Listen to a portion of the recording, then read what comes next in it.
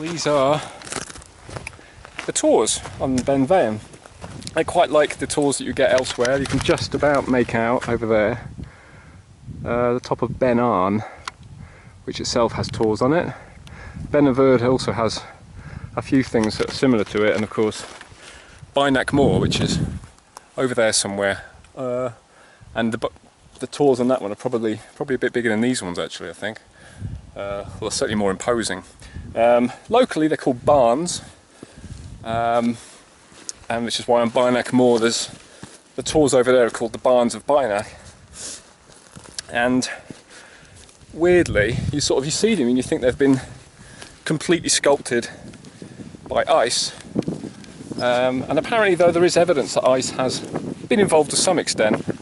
For the most part, from what I can glean, they're not glacial objects as such. They're more either they're pre-glacial or periglacial, which means that it's during the glacial period, glaciers nearby, and there's lots of freezing and thawing and freezing and thawing, and that's what's chipped away at this rock. Weathering, essentially, the kind of weathering that's working on all the rocks on all of our hills, slowly diminishing them.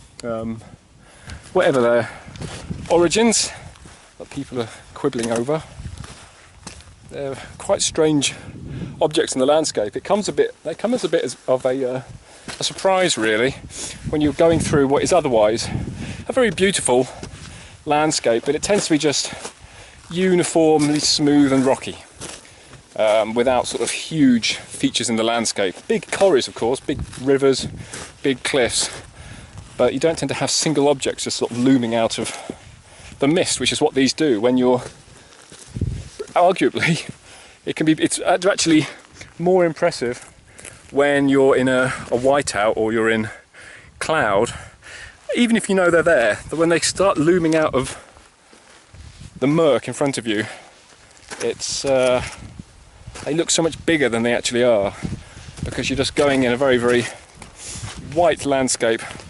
Even in fog, everything's just sort of one hue, and then these enormous things just sort of raise out of the murk in front of you, and often you can be meters from them before you actually see them. So you can imagine walking up on this, it just rearing up in front of you. if your navigation's a bit off, and you come upon them sooner than you think, it can be a bit of a surprise, a bit of a shock, just trundling along and suddenly there's, oh, enormous great big barn in front of you. Wonderful objects though.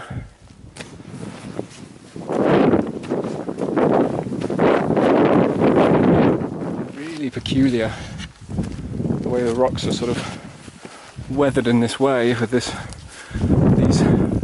slight layers that like they've been stacked on top of one another, which of course they haven't.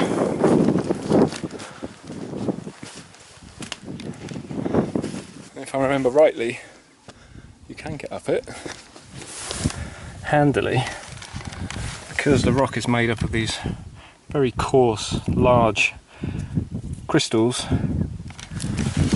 in granite. It's wonderfully grippy for getting up. Really grippy rock.